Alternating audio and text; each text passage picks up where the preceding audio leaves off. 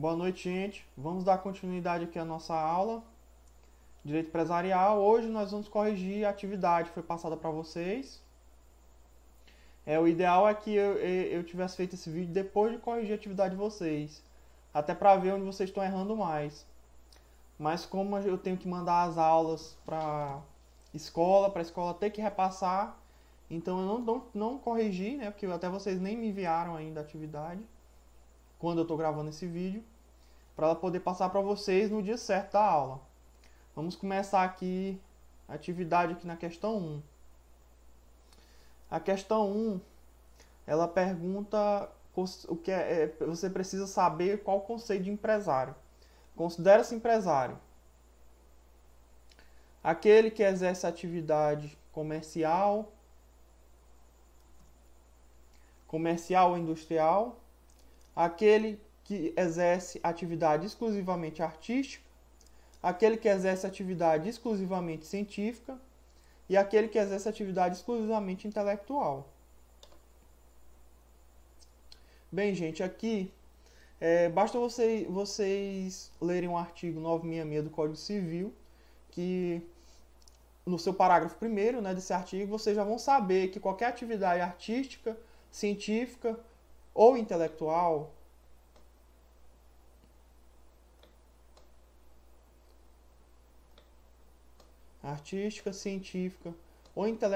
ela não é, em regra, considerada atividade empresária.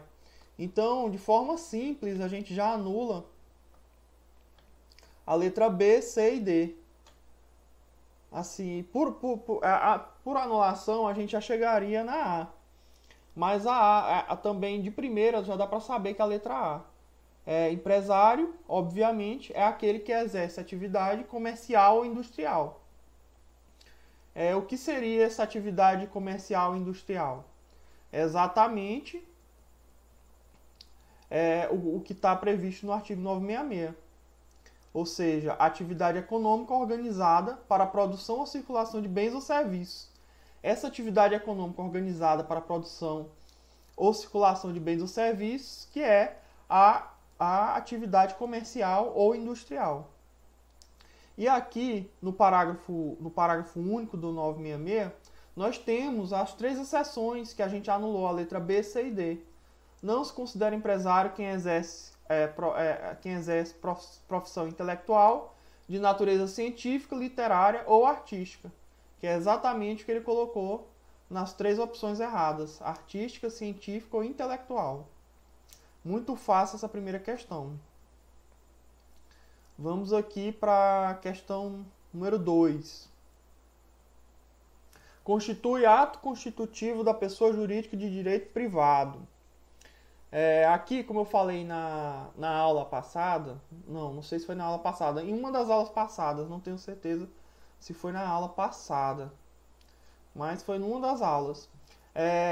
Os atos constitutivos, eles são como se fosse a certidão de nascimento da empresa. É por ela que a empresa passa a ter personalidade jurídica.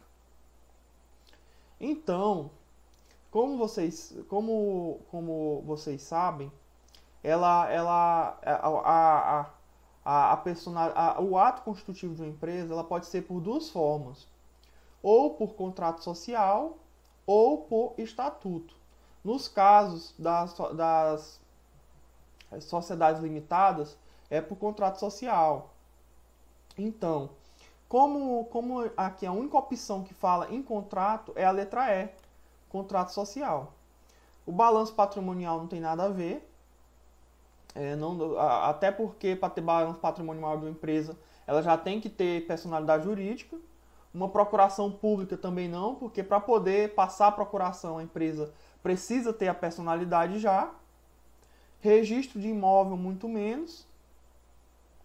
E a certidão simplificada também não. Portanto, a alternativa correta, a letra A. Essa também é muito fácil, essa questão. Na verdade, todas as questões são questões fáceis. E a previsão do contrato está no artigo 997. A sociedade constitui-se mediante contrato escrito, particular ou público, que além de cláusulas estipuladas pelas partes mencionará. Aí eu não coloquei o que precisa estar no contrato, porque a gente precisa, para responder a questão, somente do caput aqui do artigo 997. Lembrando, todos esses artigos que eu estou falando aqui são do Código Civil. Quando eu falar algum artigo que não for do Código Civil, aí eu falo para vocês, como um exemplo aí para frente, eu vou falar do Código de Defesa do Consumidor, ou da Lei das Sociedades Anônimas. Vamos passar aqui para a questão número 3. Sobre as normas que tratam do empresário no Código Civil. Indique a alternativa correta. Não é obrigatória a inscrição do empresário no Registro Público de Empresas Mercantis da respectiva sede, antes do início da sua atividade. Essa questão está errada unicamente por essa palavra não. Porque é obrigatória a inscrição do empresário no Registro Público de Empresas Mercantis. No caso, na junta comercial da sede dela. É obrigatório, antes dela iniciar a sua atividade, ter essa inscrição. No próximo slide eu vou mostrar aqui o artigo que fala essa obrigatoriedade. Vamos ver aqui a letra B. Considera-se empresário quem exerce profissão intelectual de natureza científica, literária ou artística. É o mesmo artigo que a gente usou para responder aqui a primeira questão. Parágrafo único. Se eu não me engano é do 966, né? Deixa eu olhar aqui, pescar aqui. 966. Então essa questão já está nula por isso, porque como a gente viu, atividade intelectual de natureza científica, literária ou artística, ela não é considerada atividade empresária. Portanto, não pode ser considerado empresário quem exerce essas atividades. E vamos à letra C.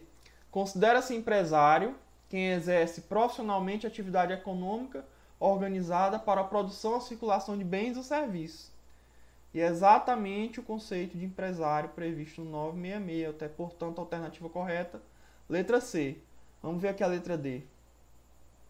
O empresário que instituir sucursal, filial ou agência em lugar sujeito à jurisdição de outro registro público de empresas mercantis, neste não deverá inscrevê-la, uma vez que isso é necessária a inscrição originária. Essa alternativa também está errada. Sempre que ele abrir uma filial em outro local, ele vai ter que registrar essa filial. Até porque cada filial tem o seu próprio CNPJ. E aqui são os artigos de cada uma das letras. Veja só. A letra A, como eu falei, só o não que está errado. O 967. É obrigatória a inscrição do empresário no Registro Público de Empresas Mercantis da respectiva sede antes de início da atividade. E o 966, que eu falei aqui para vocês, da letra B.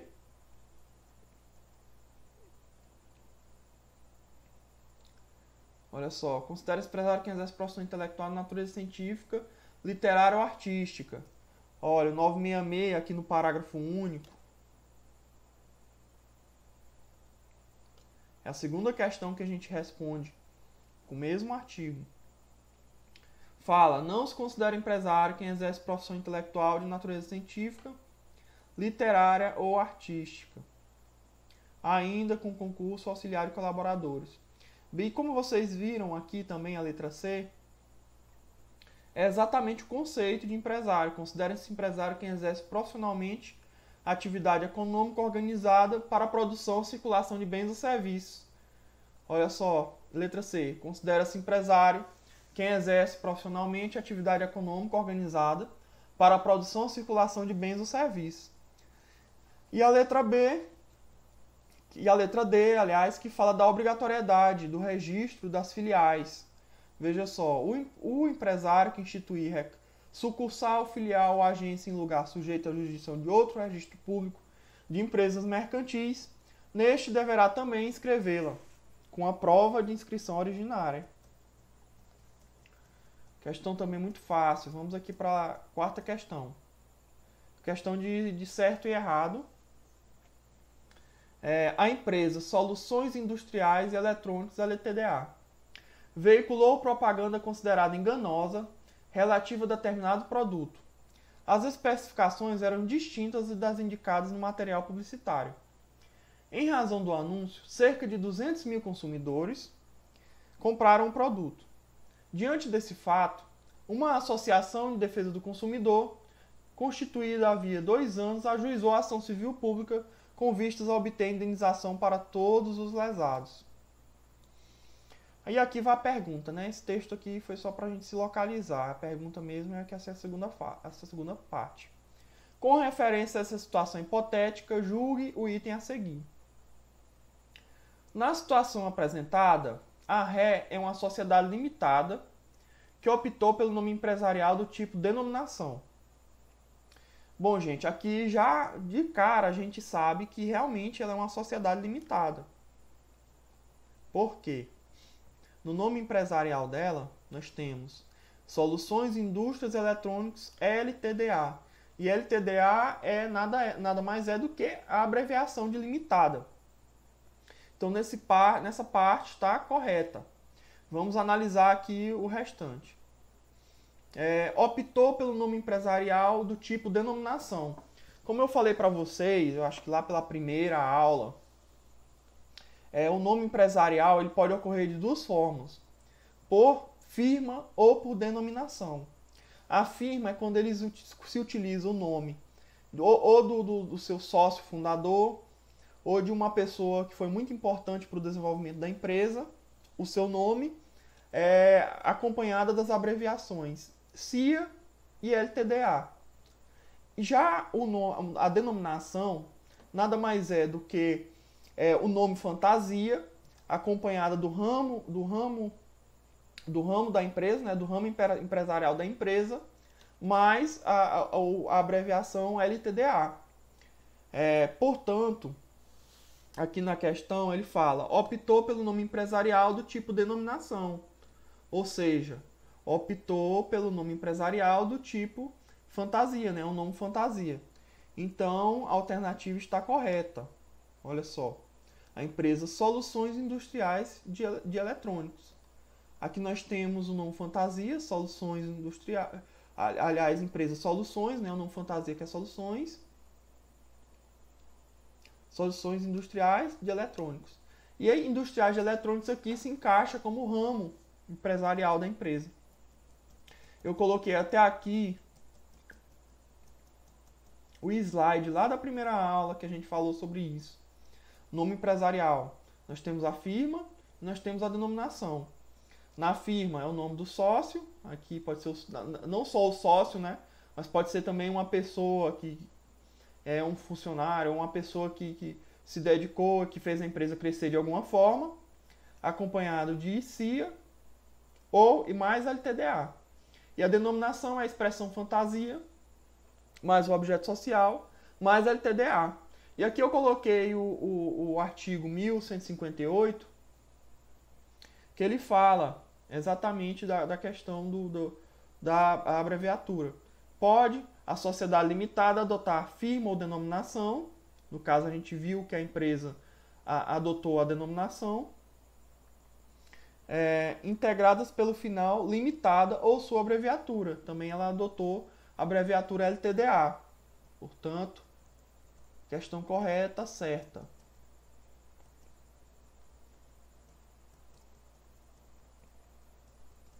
Vamos aqui para a questão de número 5. No tocante ao estabelecimento empresarial, é correto afirmar: constitui apenas o local onde o empresário ou a sociedade empresária exerce sua atividade? Constitui todo o complexo de bens organizados, ressalvados os bens materiais, para o exercício da empresa. Ou seja, com exceção dos bens materiais, é só os bens materiais que fazem parte do estabelecimento, ou por sociedade empresária, por exercício da empresa, por empresário ou por sociedade empresária. Constitui apenas o local, onde o empresário exerce a sua atividade empresária e na denominação da empresa. Constitui-se, de acordo com o Código Civil, apenas no local onde o empresário exerce sua atividade. Na denominação da empresa, nos bens imobilizados pertencentes ao empresário ou à sociedade empresária. Gente, vamos tomar cuidado com questões que têm apenas, sempre. Essas questões tendem a estarem erradas. E como vocês estão vendo aqui, nessas três questões, a letra A, C e D, ele fala que o estabelecimento constitui apenas o local. Então, assim, essas três questões elas estão falando com outras palavras, mas basicamente estão falando a mesma coisa. Então, você já pode anular essas três questões. Antes do Código Civil, realmente existia esse conceito de que o estabelecimento comercial era apenas o local onde o empresário ou a sociedade empresária exercia sua atividade. Só que com o Código Civil, esse conceito ficou ultrapassado. Como a gente já anulou essas três questões aqui, a gente ficou entre B e E, né? Ficamos entre a letra B e a letra E. Vamos ler aqui a letra E. Constitui todo o complexo de bens organizados para o exercício da empresa por empresário ou por sociedade empresária. Então aqui a única diferença das duas alternativas é que a alternativa B ela ressalva os bens imateriais. Mas para o Código Civil, os bens imateriais também fazem parte do estabelecimento comercial. Portanto, a alternativa correta, a letra E. O que seriam esses bens imateriais? Pode ser o nome, a fachada, o contrato, o próprio contrato de locação do espaço faz parte do estabelecimento e é um bem e é imaterial, né? Vamos ler aqui o artigo que fala onde é que está previsto o estabelecimento comercial. Está previsto no artigo 1142 do Código Civil. Ele praticamente copiou na alternativa E, né? Considera esse estabelecimento todo o complexo de bens organizados para o exercício de empresa por empresário ou por sociedade empresária. Constitui todo o complexo de bens organizado. Complexo de bens organizado para o exercício de empresa. Aí aqui ele inverteu, ele botou por empresário, ali ele botou para exercício de empresa por empresário.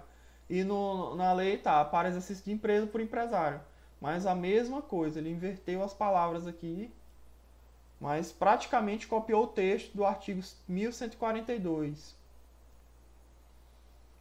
Alternativa correta, letra E. E vamos passar aqui para a próxima questão. Próxima questão, já estamos na sexta questão. São bens jurídicos protegidos pelo direito de propriedade industrial. Aqui nessa questão, nós podemos responder essa questão de duas formas. Uma é, claro, se você já souber o que é protegido, né? Como também a gente pode ir por eliminação. Porque como a gente sabe, atividades científicas, artísticas e literárias não são atividades empresárias. Então, por essa razão, eles não serão protegidos nessa lei de propriedade industrial. Então, aqui a gente já pode anular. Letra B, que fala de obras literárias. Fonogramas e partituras musicais, que também se enquadram em obras artísticas. Obras de arte.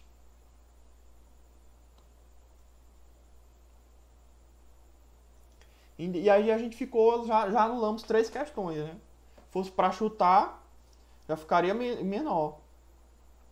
Aí nós temos aqui direitos morais, patrimoniais do autor, o respectivo titular, e ficamos entre marcas, as invenções, o desenho industrial e os modelos de utilidade. Como a gente está lendo aqui, quando a gente lê a própria questão, ele já fala protegidos pelo direito da propriedade industrial. Então, assim, mesmo que você não soubesse o artigo da lei, nesse caso aqui não é no Código Civil, a lei de propriedade industrial, já daria para você responder a letra A, porque você anularia a letra B, C e D, e a letra A não está falando nada a ver de propriedade industrial, não tem falando nada a respeito de propriedade industrial. Portanto, a alternativa correta é a letra A.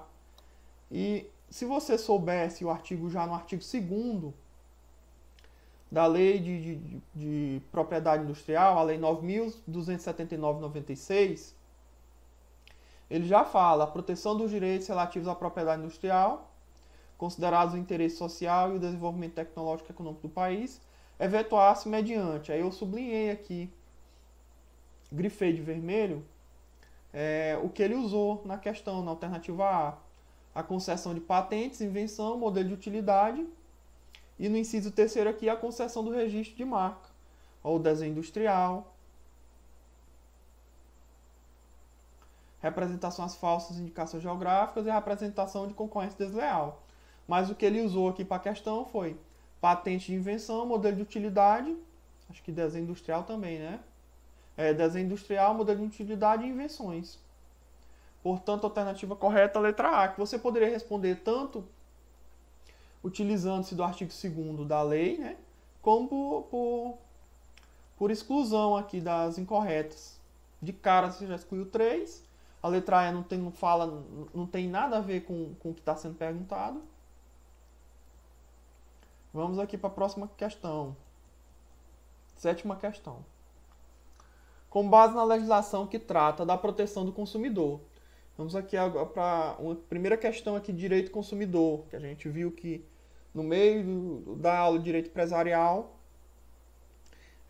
teve um parêntese aí para se falar sobre o direito consumidor, que é muito importante também para a gente ver o outro lado da moeda, né?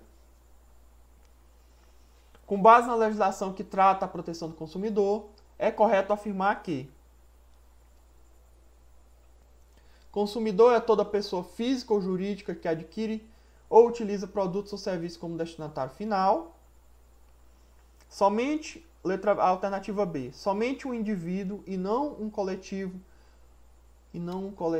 pode ser considerado como consumidor em face da característica unitária da legislação vigente. Alternativa C, apenas a pessoa jurídica. Como eu falei para vocês, tomar cuidado com questão apenas, somente. Olha só. Jurídica privada de origem nacional que desenvolve atividade de produção, montagem ou criação de produtos pode ser considerado como fornecedor.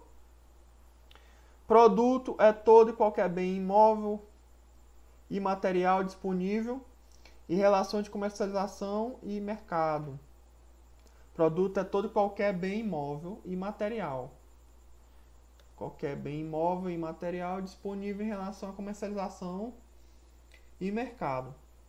Bem, vamos lá. Vou começar aqui da letra D. Produto é todo qualquer bem imóvel e material. Essa questão está errada porque também não é considerado, produto não é só considerado bem imóvel e material.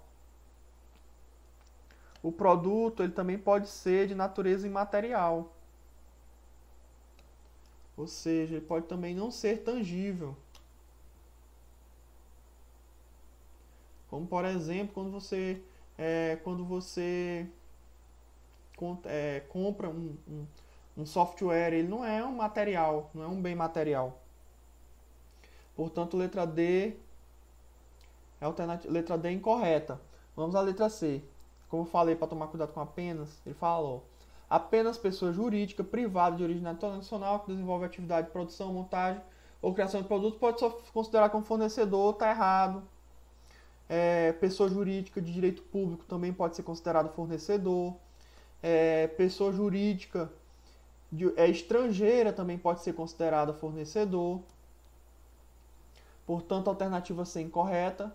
Vamos aqui para a alternativa B. Somente o indivíduo e não o coletivo pode ser considerado como consumidor em face das características unitárias da legislação vigente. Alternativa também incorreta. A coletividade ela é equiparada a consumidor. Portanto, só nos sobrou a alternativa A, que é exatamente como está previsto no artigo 2º do CDC, o Código de Defesa do Consumidor, que fala: consumidor é toda pessoa física ou jurídica que adquire ou utiliza produtos ou serviços como destinatário final. A parte mais importante desse artigo 2º é quando ele fala que usa produto ou serviço como destinatário final. Por quê? Para você detectar que uma pessoa física é consumidora, é bem fácil. Porque essa pessoa física, geralmente, há exceções, é claro, mas geralmente ela já compra um produto para consumir para seu destinatário final, é para o seu próprio consumo. Por exemplo, eu, pessoa física, vou e compro uma roupa para me vestir, eu mesmo vou vestir. Agora, se eu, pessoa física, estou comprando uma roupa para revender, aí eu não sou, mesmo sendo pessoa física, eu não sou destinatário final. E a pessoa jurídica, né, principalmente a pessoa jurídica é mais difícil de detectar como destinatário final, porque a pessoa jurídica geralmente ela já compra, por exemplo, ela compra para revender alguma coisa. Mas, por exemplo, eu tenho uma loja de roupa e eu compro roupa para revender. Mas eu compro um produto de limpeza para minha loja. Eu não vou revender aquele produto de limpeza. Eu vou utilizar na loja. E esse produto de limpeza, por exemplo, estragou o piso ou causou algum outro prejuízo, algum outro tipo de prejuízo. Então, nesse caso, eu sendo pessoa jurídica, né, uma loja com CNPJ, eu sendo pessoa jurídica, sou o destinatário final. Portanto, a alternativa correta é a letra A, tanto pessoa física ou jurídica pode ser consumidor, desde que ela seja destinatário final. Principal é esse finalzinho aqui. Aqui tá as outras questões aqui, ó. Por que tá errado? Produto, como eu falei, é qualquer bem móvel ou imóvel, material ou imaterial. Serviço é qualquer atividade fornecida no mercado de consumo mediante remuneração. Eu nem sei se tinha serviço aqui, não tinha. Mas ficou como extra aí para vocês. Serviço é qualquer atividade fornecida no mercado de consumo mediante remuneração, inclusive de natureza bancária, financeira, de crédito e securitária, salvo os decorrentes da relação de caráter trabalhista. Vamos aqui para a 8ª questão.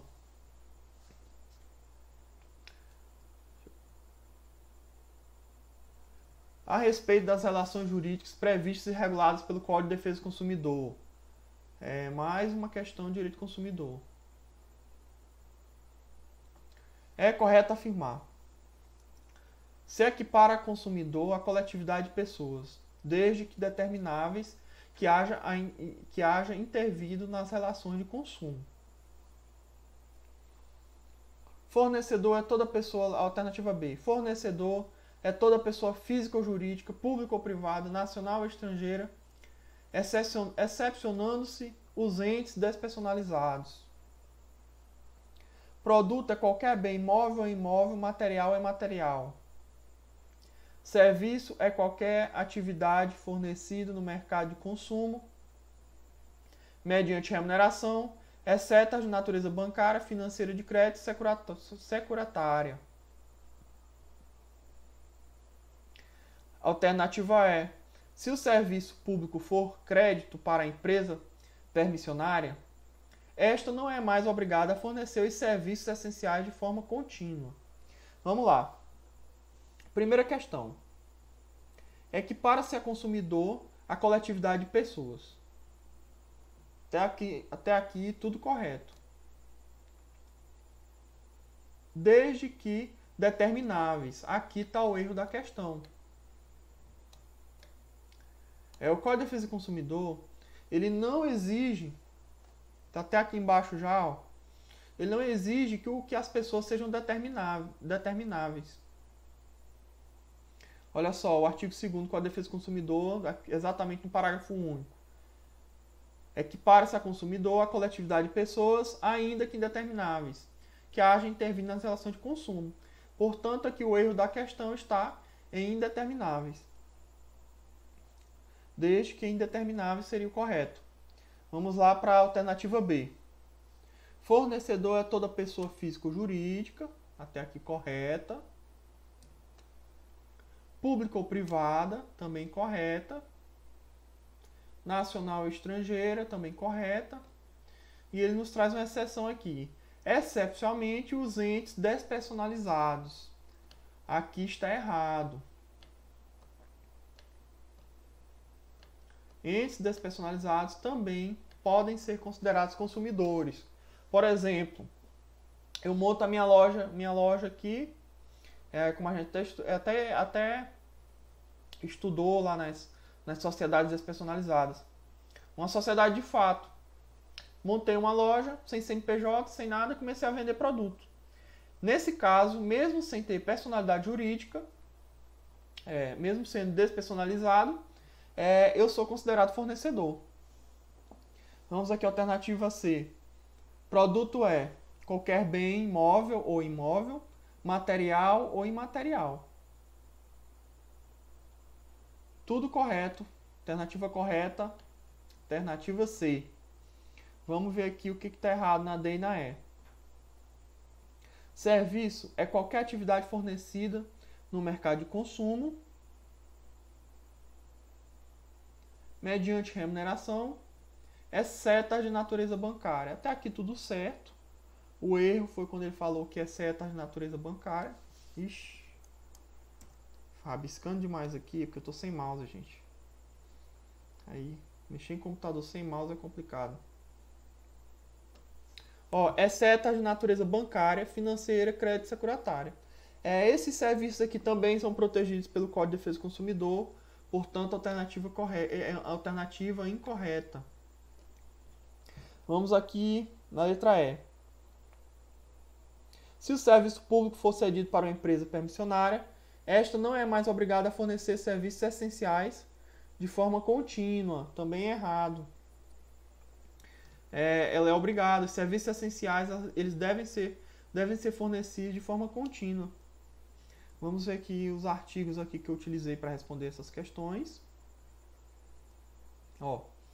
A primeira está previsto no artigo 2º, equipara-se a consumidor a coletividade de pessoas, ainda que indetermináveis. Alternativa A estava falando que tinha que ser determináveis. Alternativa B, artigo 3º, também do Código de Defesa do Consumidor, traz o conceito de fornecedor, que fala: fornecedor é toda pessoa física ou jurídica, pública ou privada, nacional ou estrangeira, bem como os entes despersonalizados, como eu falei para vocês, aquele que não tem personalidade jurídica, que montou aquele camelôzinho da feira que não tem CNPJ, ele é considerado fornecedor. Que desenvolve atividade de produção, montagem, criação, construção, transformação, importação, exportação, distribuição ou comercialização de produtos ou prestação de serviço. E a alternativa C, que foi a correta: produto é qualquer bem móvel ou imóvel, material ou imaterial. Alternativa D, artigo 3º no parágrafo 2º, que traz o conceito de serviço. Serviço é qualquer atividade fornecida no mercado de consumo mediante remuneração, inclusive as de natureza bancária, financeira, de crédito e securitária, salvo as decorrentes das relações de caráter trabalhista. Eles foram maldosos também nessa questão, né? Porque a única coisa errada nessa alternativa D é esse inclusive, que eles colocaram aqui, exceto. Alternativa D, a única palavra incorreta é esse exceto.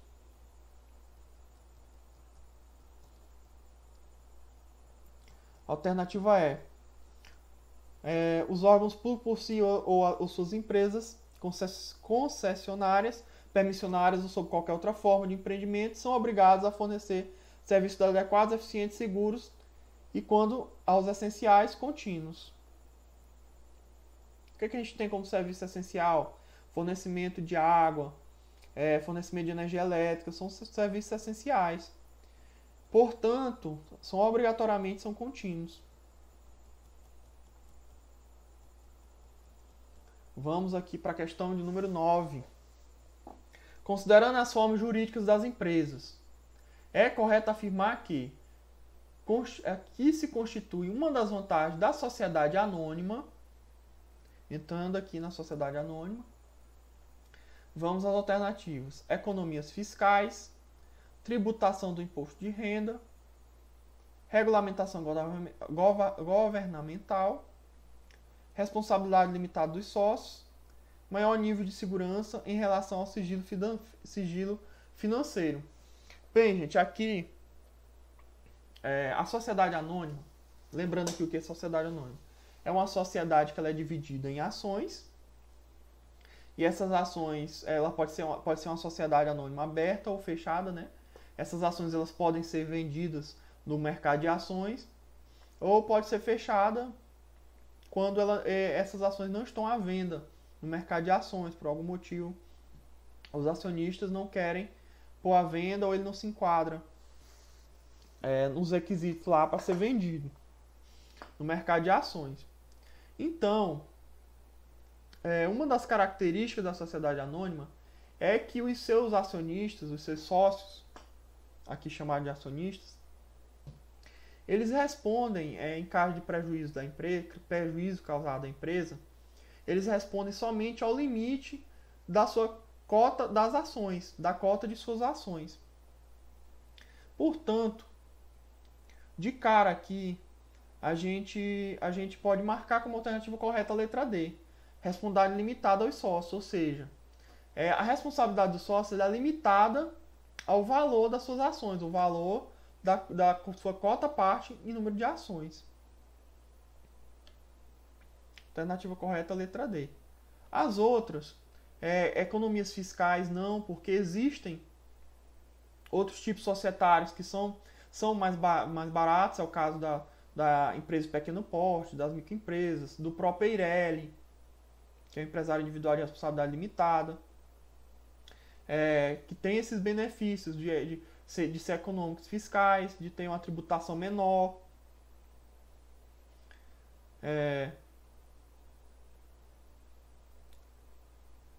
Também esse maior nível de segurança em relação ao sigilo financeiro também não se enquadra, não. Não sei nem se tá aqui uma que seria, deixa eu ver uma que seria maior nível de segurança. Não sei um exemplo aqui para falar para vocês. Às vezes ele falou alternativa só para confundir mesmo. Portanto, a alternativa correta é letra D. Vamos ler o artigo que fala isso. É exatamente o artigo 1º. A companhia ou sociedade anônima. Como eu falei para vocês, como a gente falou em outras aulas, sociedade anônima pode ser chamada tanto de companhia, sociedade anônima ou de sociedade por ações. Terá o capital dividido em ações e a responsabilidade dos sócios acionistas será limitada ao preço da emissão das ações subscritas ou adquiridas. Alternativa correta, letra D. Vamos aqui para a 10ª questão. Assinar a alternativa que indica corretamente apenas sociedades personificadas, ou seja, sociedades que possuem personalidade jurídica. Eu acho que para vocês, essa questão aqui ela vai ser a mais difícil. Em partes, né? Em partes. Mas ela vai ser a mais difícil porque alguns dos termos tratados aqui, eu não falei para vocês. Que são palavras sinônimas, né? Mas eu não falei. Eu acho que eu vou até anular essa 10ª questão aqui, viu, pessoal? Ela vai contar ponto para todo mundo por causa disso. Mas seria possível de responder também. Não quer dizer que ela com o conhecimento que foi passado para vocês, não seria possível. Mas eu considero ela como a mais difícil daqui. Vamos lá. Ele quer saber quais as sociedades que não possuem personalidade jurídica. Aliás, as que possuem personalidade jurídica. Então, por exclusão, aqui, como a gente estudou nas aulas passadas, nós estudamos as sociedades despersonificadas, ou seja, que não têm personalidade jurídica, que são sociedade regular e sociedade de fato. E a sociedade em conta de participação. Aqui ele utilizou muito a sociedade em conta de participação. Então vocês, a par dessas informações, já conseguem anular aqui a maioria das questões. Vamos ver aqui. Alternativa A, sociedade limitada, sociedade em conta de participação. Alternativa A já está fora. Alternativa B, sociedade comum, sociedade em conta de participação. Alternativa B também já está fora. Lembrando, ele quer só a que tem sociedade personificada, que tem personalidade jurídica, que tem CNPJ. Aqui, alternativa C, sociedade em conta de participação. Também correta. Aí nós ficamos aqui entre duas sociedades, entre duas letras, letra D e letra E. Bem, o que faltou a gente passar para vocês é que sociedade comum, ela é sinônimo de sociedade de fato. Ou seja, ela não possui um ato constitutivo, ou seja, o contrato social, não possui contrato social. Ela é aquela lojinha que montou sem CNPJ, está funcionando lá sem CNPJ. Seus sócios respondem limitadamente por qualquer prejuízo causado a terceiros ou a seus fornecedores e empregados. Portanto, aqui a alternativa D também é incorreta. Sociedade comum é sinônimo de sociedade de fato, que também é despersonalizada. Então só nos restou a sociedade simples. Eu anulei essa questão também por isso, porque a sociedade simples ela não é sociedade empresária, mas possui personalidade jurídica. Sociedade em nome coletivo e sociedade incomadita por ações, que nós também estudamos. Portanto, a alternativa correta é a letra E, mas a questão está nula. Ponto aí para todo mundo.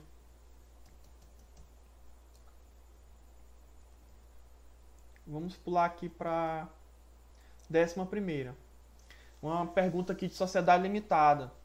Sociedade limitada é atualmente no Brasil é a mais utilizada hoje. Todas aquelas outras sociedades que a gente estudou sociedade incomadita por ações, elas estão praticamente em desuso. Hoje o que se usa mais é sociedade limitada, né? Ou sociedade anônima, quando são empresas grandes companhias, são sociedades anônimas. Ou sociedade limitada, quando é uma empresa mesmo, uma empresa de capital fechado. Quando a empresa é pequena, ele vai seguir para um microempresário, um EIRELI, uma empresa de pequeno porte. Então vamos lá a questão. Nas sociedades limitadas, de acordo com as regras de direito da empresa, a responsabilidade dos sócios quanto às dívidas da empresa vamos lá, alternativa A é limitada ao total do capital social, desde que esteja totalmente integralizado.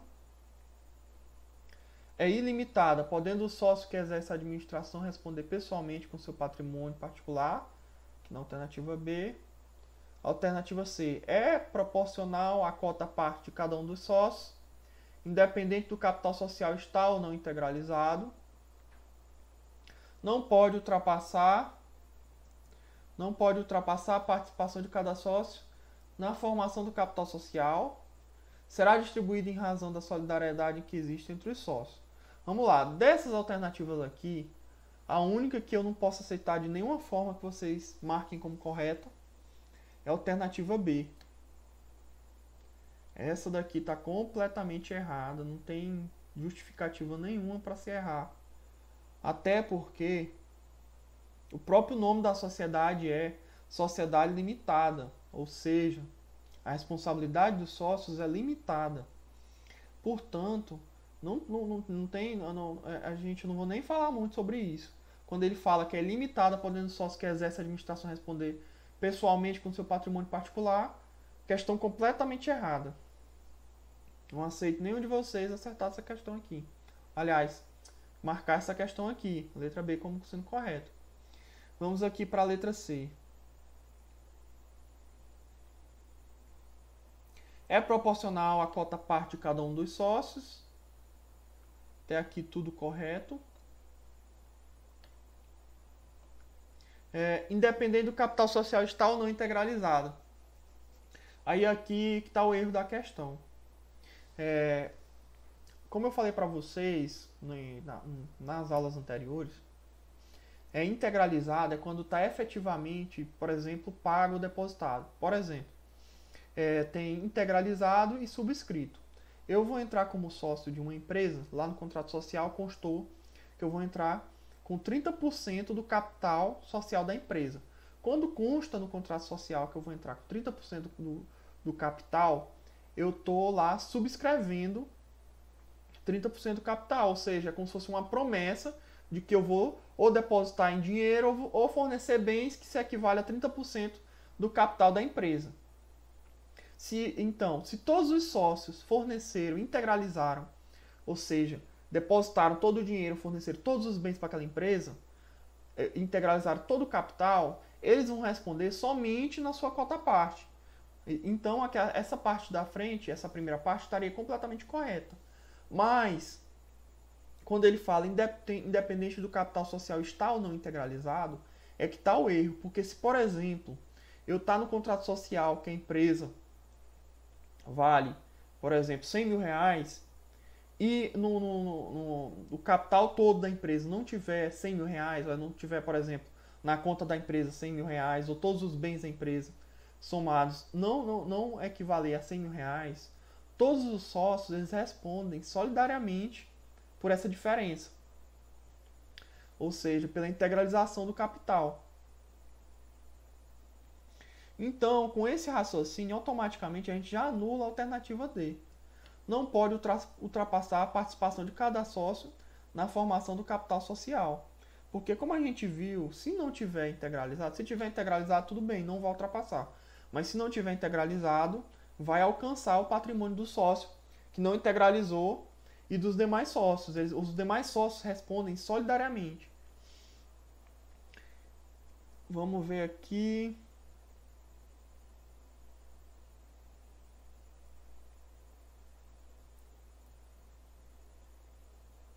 Será distribuído em razão da solidariedade que existe entre os sócios. Aqui a alternativa está incorreta também, mas aqui a dúvida seria entre A e E, né? As duas questões. Por quê? Porque realmente existe a responsabilidade solidária. Mas como eu falei, quando não há a integralização, a integralização total do capital. Se o capital estiver todo integralizado, não há que se falar em responsabilidade solidária dos sócios. Então aqui a alternativa E está incorreta porque ela está incompleta, né? É uma questão incompleta. Se tivesse aqui, será distribuído em razão da solidariedade que existe entre os sócios, desde que o capital social não esteja totalmente integralizado. Portanto, a alternativa correta, letra A, é limitada ao total do capital social, desde que esteja totalmente integralizado. Se o capital social estiver todo integralizado, vai limitar só o capital social da empresa. Ou seja, capital da empresa é 100 mil reais. Empresa pega um prejuízo aí, por causa do coronavírus, por exemplo, fechou. Teve que pagar todos os funcionários, não teve como pagar todas as dívidas trabalhistas. Oh, meu Deus. Posso nem falar em trabalhista, porque tem exceção na trabalhista. Mas, por exemplo, um fornecedor entra com processo para receber o seu dinheiro e a empresa não tem mais como pagar, já foi embora todo o dinheiro para pagar os funcionários. Nesse caso, os bens dos sócios dessa empresa não vão ser afetados, porque a sociedade é uma sociedade limitada e todo o capital social estava devidamente integralizado. Como eu comecei a falar errado aqui da questão trabalhista, eu vou aproveitar que eu cometi esse erro e explicar para vocês por que isso. Eu não sei se foi para essa turma ou foi para outra que eu já expliquei isso, mas não custa nada relembrar. No direito do trabalho, aqui não tem nada a ver com direito empresarial, mas tem também, né, porque de certa forma afeta, adota-se a teoria da despersonalização, a teoria menor da despersonalização, da desconsideração da personalidade jurídica. Vixe, quase não sai. O que é isso? Para que seja desconsiderada a personalidade jurídica da empresa, mesmo sendo uma sociedade limitada, basta que a empresa esteja devendo uma verba trabalhista a esse trabalhador. No caso, para acontecer a despersonalização, a desconsideração da personalidade de uma empresa, quando for um fornecedor ou algum processo de natureza civil, que não seja de natureza trabalhista ou de natureza de consumidor, no caso o direito do consumidor também adota essa teoria menor, é preciso que essa pessoa, esse fornecedor lesado ou a pessoa que ingressa querendo algum ressarcimento ou indenização contra essa sociedade, prove que haja alguma atividade ilícita na empresa, que haja confusão patrimonial na empresa. A confusão patrimonial, que é quando o bem dos sócios se confunde com o bem da empresa, ou que a empresa trabalha com alguma atividade ilícita. Então, para que ocorra a despersonalização, ou seja, para que seja atacada o patrimônio dos sócios, no caso da teoria maior, é preciso que se prove alguma atividade ilícita da empresa ou a confusão patrimonial. Nesse caso, se não for provado isso, sendo uma sociedade limitada, o capital do sócio está protegido, ou seja, ele pode investir na empresa, que se a empresa quebrar, a única coisa que vai embora é o capital social da empresa, é o dinheiro que está depositado na conta da empresa, é os bens da empresa que serão penhorados. Não será penhorado nem penhorado os bens do sócio ou penhorado o dinheiro do sócio. Está protegido. Essa é a grande vantagem da sociedade limitada. Por essa razão é que ela é uma das mais utilizadas hoje em nosso país. Vamos ver aqui os artigos que eu usei para responder a questão. Esses artigos são da Lei de Responsabilidade Limitada.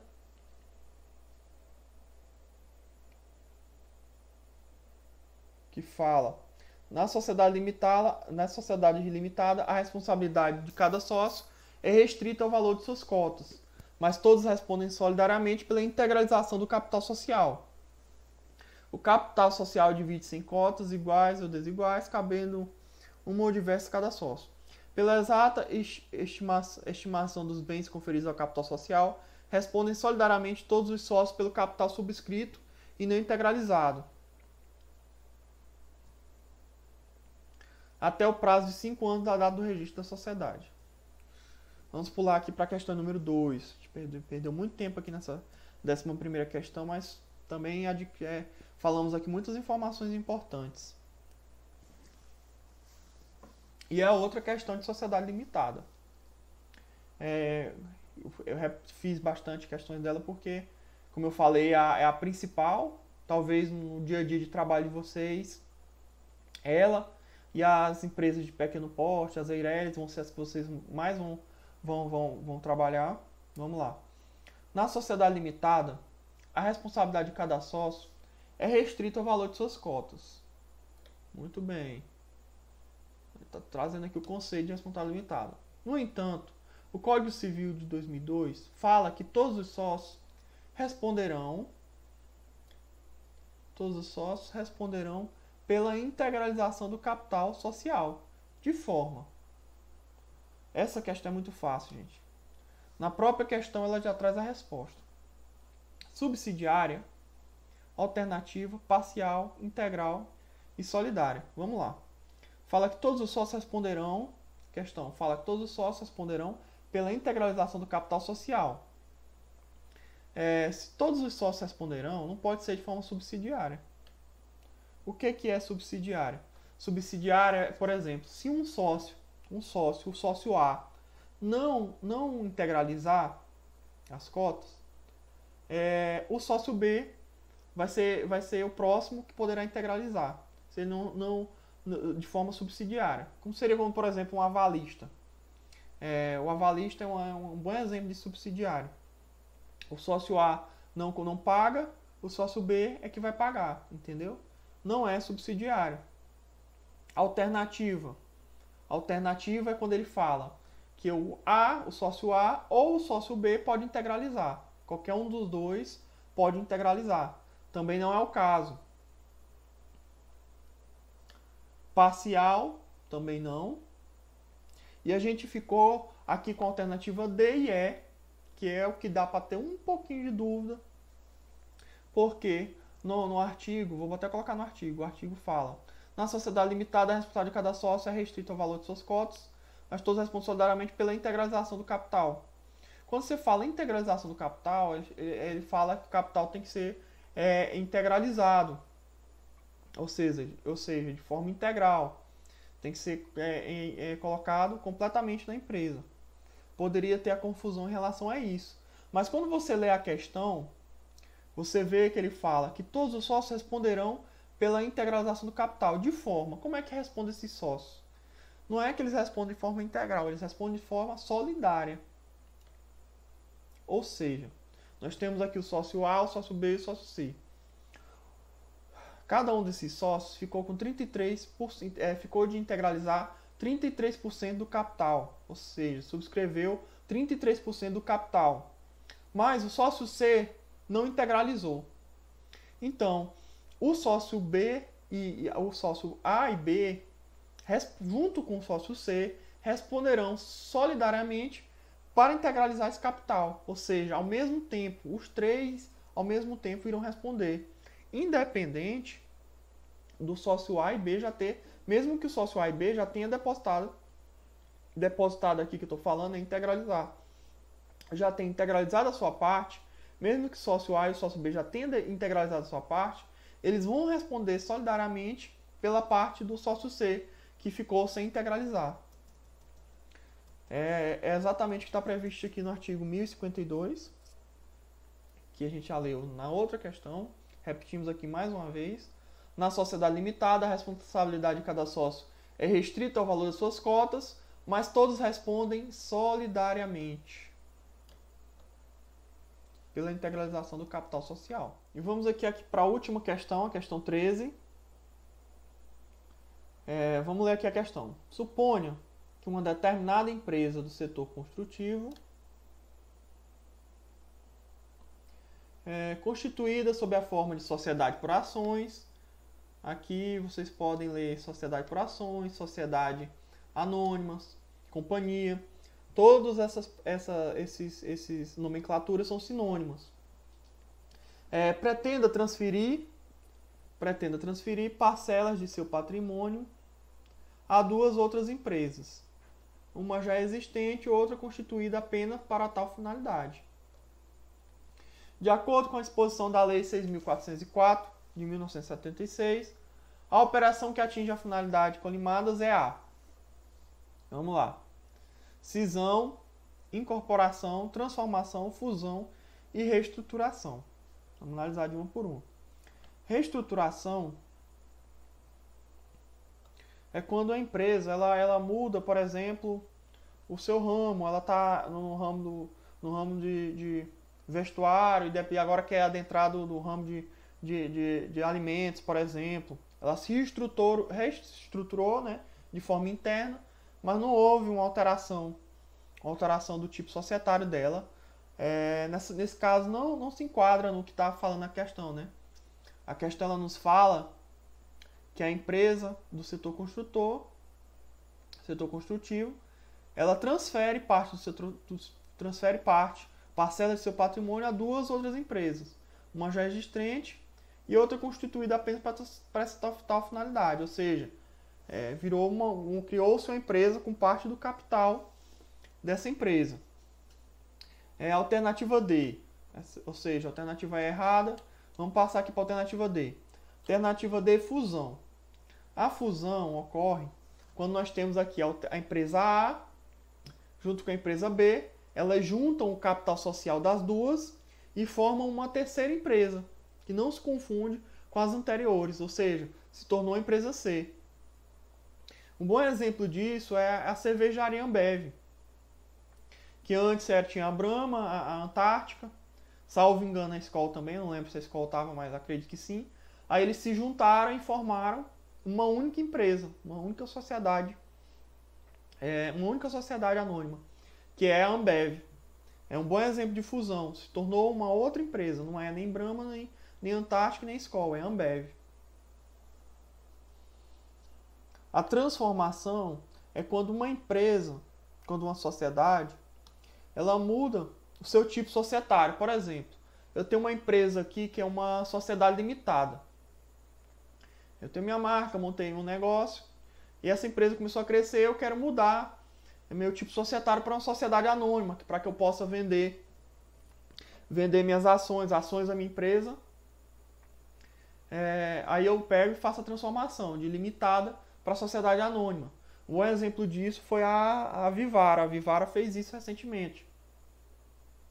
Ela mudou o seu tipo societário para que pudesse, né, vender as suas ações no mercado de ações, para poder abrir o seu capital para o mercado de ações. Se transformou numa sociedade anônima. E nós temos a incorporação aqui é o contrário do que, na verdade, é o contrário do que a questão está nos falando. A incorporação é quando eu sou empresa, tenho uma sociedade maior e eu incorporo uma empresa menor ao meu capital social. Como eu até dei exemplo, inclusive na última aula desse exemplo. Eu sou uma fábrica de sapatos. E eu acabo incorporando ao meu capital social o meu fornecedor de couro. Ou seja, aquela empresa ela deixa de existir, a fornecedora de couro, e passa a ser a mesma empresa de sapatos, apenas sendo um setor específico para beneficiar o couro. Entenderam? Essa é a incorporação. Nós temos a cisão, que é a alternativa correta, que é o que se enquadra no que a questão está falando, que é quando uma empresa, aqui ele falou a sociedade por ações, pretende transferir parcela de seu patrimônio a duas outras empresas, uma já existente e a outra constituída para este fim. Aí eu trouxe aqui esse slidezinho aqui para exemplificar para vocês como é a correta. Eu montei o slide como seria. Nós temos aqui a sociedade A, que é cindida. Cindida vem literalmente de cortar. Essa cisão ela pode ser tanto total como parcial. Ou seja, quando ela é parcial, a empresa A, que é o caso da questão, ela permanece existindo. Mas parte do seu capital se torna outra empresa. Ou a total. Na total, a cisão total, a empresa A deixaria de existir e passaria a existir somente a empresa B e C. Aí aqui nós temos um exemplo de uma cisão parcial. A empresa cindida A, ela se transformou, além de ter permanecido sendo a empresa A, parte do seu capital virou empresa B, empresa C, sociedade B, sociedade C. Por hoje é só, pessoal. Terminamos aqui a correção da nossa atividade. Deixa eu ver se eu consigo colocar aqui o gabarito aqui para vocês.